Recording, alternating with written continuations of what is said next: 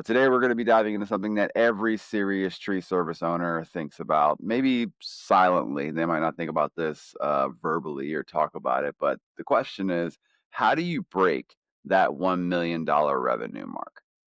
And what we've seen in our experience is that most companies stall out somewhere in the neighborhood of $30 to $50,000 a month. That's the place where your hustle stops working. That's where that's like the cap of work ethic. You can grind harder, you can run more estimates, you can spend more money on ads, but it seems like nothing really breaks through. And I've seen this happen with several clients of ours. And here's the deal: is that hitting 1 million has very little to do with getting more leads, but it has everything to do with removing the bottlenecks that keep your business capped no matter how hard you push. I'm going to give you some examples. I'm going to give you some real numbers and the exact path that you can follow that we have seen work for countless other businesses, tree service businesses specifically. So let's go ahead and jump right into it. Protein shakes after the gym just hit differently. And also can't forget some nicotine here too. So we'll get the velos going on. I like the wild berry. I don't know if you guys, I like the wild berry velos. They're they're fire. All right, so most tree companies are basically built on the owner's back. The owner is the estimator, sometimes the climber, the dispatcher, the bookkeeper, the marketing director, and the primary chief problem solver. And that setup can take you to maybe 200,000, maybe 300,000, but it will never take you to a million. You'll never be the main guy at $1 million because a business can scale, but a person cannot. And I'm going to show you how this plays out with real numbers. So a typical owner operator is going to run one crew. It's hard to run two crews if you don't trust anybody to man your second crew. That crew, even running clean and efficient, might do $6,000 to $8,000 a week. Some weeks 10 if you really push hard, or you got storm work. That's an anomaly, but just every day to day in the tree service industry. That's going to put you somewhere around 300,000 to 400,000 a year in production capacity. So it doesn't matter how many leads you generate. You cannot physically squeeze $1 million of work through a pipeline that is going to max out at $300,000 to $400,000. That's just not physically possible. And that is why the hustle stalls, because at that stage of business, you're going to need skills that you don't have. You might be the best climber, you might be the best at building an efficient crew. But if you're not good at putting people in leadership positions and stepping away from the day to day operations, specifically on those crews, then you're never going to be able to scale. So production is always the first ceiling. I did another episode a while back where we were talking about being supply constraint versus demand constraint. And too often, most business owners, especially in our industry, think about being demand constrained, meaning they're like, we don't have enough leads, we need more walkers, we need more, but they don't always think about being supply constrained, which is, yeah, cool, you're booked out 3 to 4 weeks.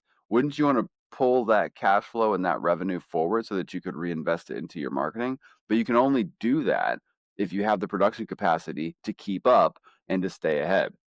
So let's say that you have one full crew, plus you as the backup climber. Your weekly capacity might look like, something like this. Monday, you might have one removal at $2,000. Tuesday, you might do two trims at $1,500 a piece. Wednesday, we'll call it a storm cleanup day at 2,000. Thursday, one big removal at 2,500, and Friday, stump crew at 800. Right. So that's about 8,000 for the week. 8,000 a week, 52 weeks a year. Even if you hit every week perfectly, is 416,000 a year. I did that math ahead of time.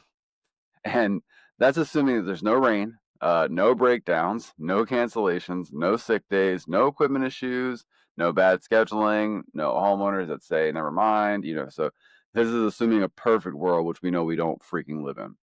So when a business owner says, Justin, I want to hit 1 million, the first thing I ask is, show me the production math. How many crews are you running? Because the numbers don't lie. If you want 1 million, you need the capacity for at least $19,000 to $20,000 a week. That is 2 to 3 crews or one very specialized crane crew with strong pricing. But most owners try to they try to brute force this by working harder. They work 12 and 14-hour days, but you can't out hustle a production bottleneck. It's just not physically possible. You have to expand the capacity or improve your efficiency so your business can handle the volume. And there's multiple ways that you can make your crews more efficient. You can invest in better equipment. You can invest in better people, and those are a couple of the ways that you can make your crews more efficient. You can invest your time into SOPs, which for standard operating procedures. How do we do the job? Basically, you're training your team on how to be more efficient while also prioritizing safety. Let's talk about bad phone processes because this one hurts a lot of companies very quietly. But I always like to frame things in dollars and cents. Let's say that you miss 5 phone calls a week. The average book job nationwide across the country is about 12 to 1800 bucks. Let's use a conservative $1,000 just for easy math, right? If you miss 5 calls a week, that could easily mean 2 lost jobs, 2 out of 5. Most of the guys that I talk to say, I close almost everything that comes through. Okay, well, if that's the case, let's just be realistic and we'll say that you close 2 out of the 5. If 2 out of 5 at $1,000 a piece is $2,000 over a year, that is $140,000. That right there is a 10% of the way to a million just from answering your phone consistently. Now, this is a demand issue, not a supply issue, right? But let's also talk about speed. When you call someone back an hour later, the average homeowner has already talked to 2 other companies. That means now you have to sell harder, you lose pricing power, and your conversion rate is going to drop by more than half. So I have seen companies. That's part of the reason why we developed Clippy, which is our AI answering system. It wasn't because I wanted to be a software engineer or develop some AI thing. It was because I know that by answering the phone, we are truly impacting dollars and cents because these phone calls are super, super important. If you convert at 30% instead of 50% because your response time is slow or your answer rate sucks, then you run 300 estimates a year, that's 60 fewer booked jobs. 60, 60 in a year. At $1,500 a piece is $90,000 that's gone, right? And so between missed calls and slow follow-ups, you are looking at almost $200,000 leaking out of the business from nothing but poor phone processes. That can pretty easily be rectified. A lot of times people are like, one of the things is you could just hire a receptionist for 12 bucks an hour, whatever your minimum wage is, right? It's like the easiest job in the world. Your only job is to answer the phone and book estimates. You give them a script, they answer the calls, nothing falls through the cracks, and they book the jobs for you, or at least get the customer in touch with you so that you can schedule the job. You might say, "Well, I can't afford that payroll." If you're losing $90,000 in potential revenue, then yeah, it's a trade that I'll make all day. What is that position? $20,000 a year. So I'm going to trade 20 grand for 90. I'll take that bet 10 days out of 10. So that's why answering the phone it's not a nice to have. It's revenue, right? So I've seen companies, and if you're doing this, stop it.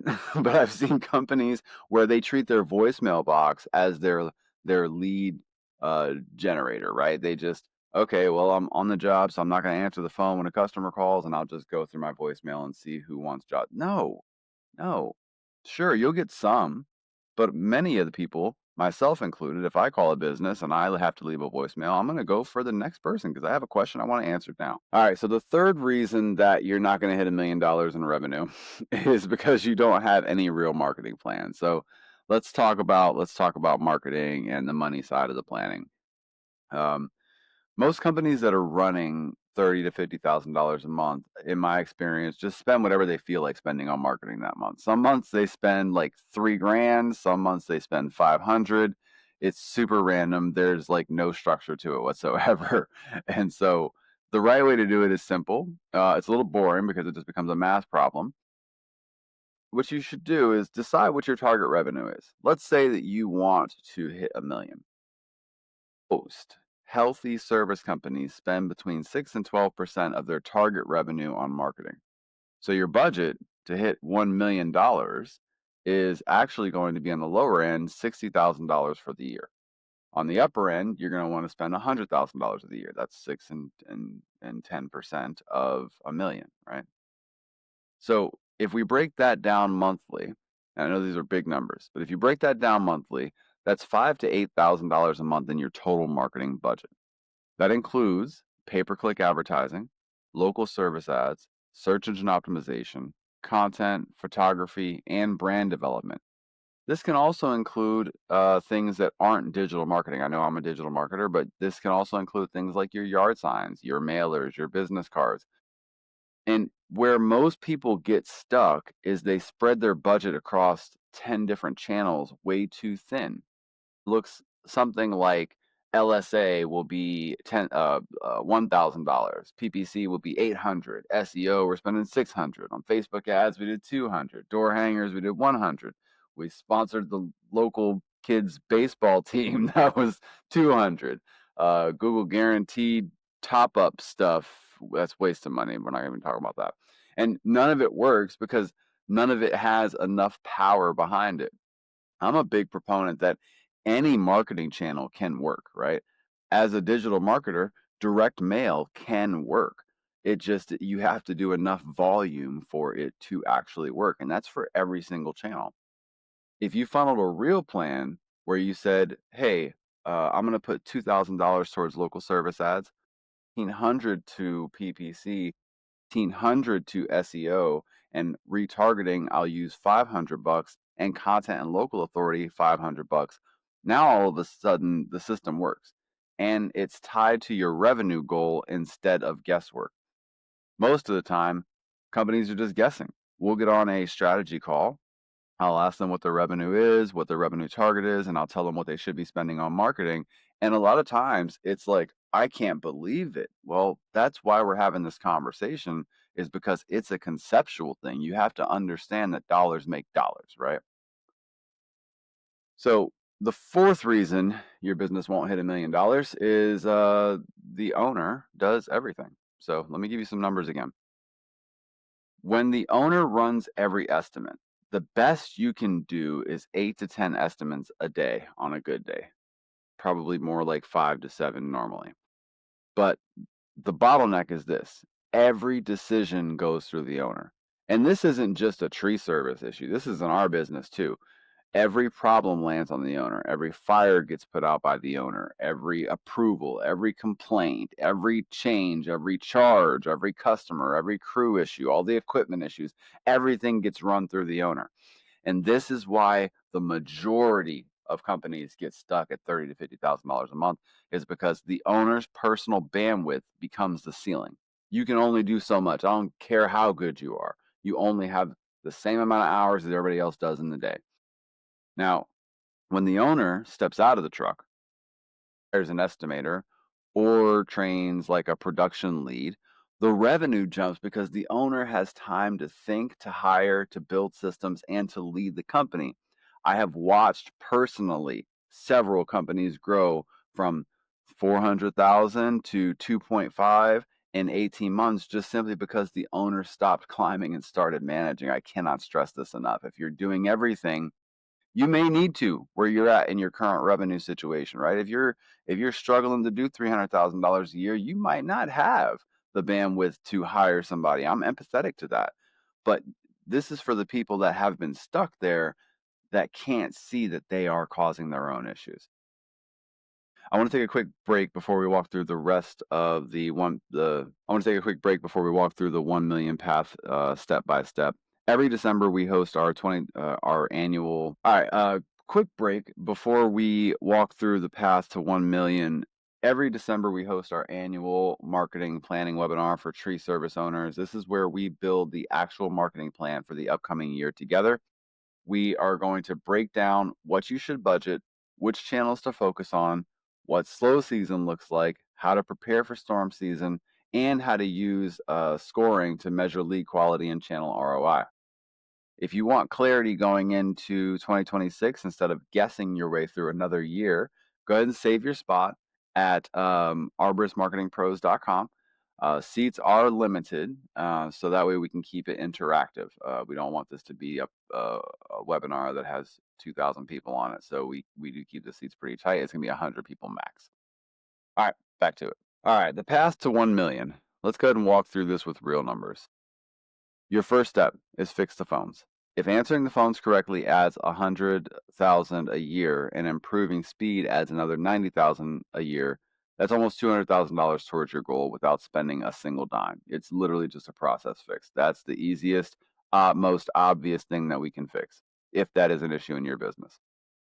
Step two is going to be building a real marketing plan. If you expect a clean $5,000 to $8,000 monthly marketing budget tied to a $1 million revenue goal, that's going to generate the volume that you need. There's no randomness, there's no guessing. The problem is if you are trying to accomplish this on $2,000, you're going to be super stressed out. You're going to be mad at your agency. You're going to be mad at your lead providers because you're not spending enough money to get there. Just full stop. Step three, the owner has to get out of the truck. Hiring an estimator at $60,000 a year sounds expensive until you realize that one person can add $200,000 to $400,000 in new production because they free up the owner. It's not just the production element, but it's also the bandwidth of the owner and the thoughts of the owner and the ability for the owner to strategize. And then step four would be to add production capacity. I would recommend that you create the demand and then fix the supply constraints. Once you start investing into marketing at an appropriate level and you start getting more leads coming in, more jobs on the boards, all of a sudden you will start to see that impact your time to delivery, meaning you will be booked out 2 weeks. And that's going to feel really good, right? We're booked out 2 weeks. I'm nice and safe and stable in my comfy place, right? But that's when it's time to expand your production because we need to pull that cash flow forward so that we can reinvest it into marketing and into the business to help us hit that revenue goal. So to hit 1 million, you're going to need a consistent 20,000. You're going to need consistent $20,000 weeks. 2 crews that are running 8,000 each plus a stump crew doing 2 to 3,000. That'll get you there. Or you could have one specialized crew that's doing $20,000 a week. Either way, production is math. It's not luck, right? And the fifth step is to build systems for the repeat task. I mentioned SOPs earlier, standard operating procedures. But if you spend, call it 15 minutes a day answering the same questions, fixing the same mistakes. I know many of you do, chasing the same paperwork or handling the same follow-up. That's 75 hours a year that doesn't add any revenue whatsoever. More importantly, it's 75 hours a year that's wasted because you could systematize it. You could create workflows. You could delegate it. You could probably automate it, right? How much time do you spend asking for Google reviews? We live in 2025 going into 2026. There is AI for everything. So you can get reviews automated. Step six is to measure everything, right? Because none of this is any good if you don't know where anything's coming from. We developed Branch Core AI. It earns its keep here because if LSA brings in cheap leads, but PPC brings in profitable jobs, that's how you're going to budget smart, not by preference, not by, I don't think Facebook, I don't think Facebook is a good lead source because anecdotally, whatever. I don't care about what your emotions are. Let's look at what the data is, right? That's how we make decisions. It's based on data, not our gut feeling. So breaking $1 million in the tree game is not magic. It's not luck. And unfortunately, it's not hustle either. It's structure, production capacity, your phone processes, having a real marketing plan, and making sure the owner is stepping into a leadership position, developing systems, and making sure that everything is tracked. When you've got all of that lining up, $1 million is not a dream anymore. It just simply becomes math. Now, if you do want help building your path to 1 million, go ahead and book a strategy session at arboristmarketingpros.com. We'll walk through your website, your phone processes, your ads, and give you your exact plan for scaling. Thanks for listening, and we'll see you on the next episode.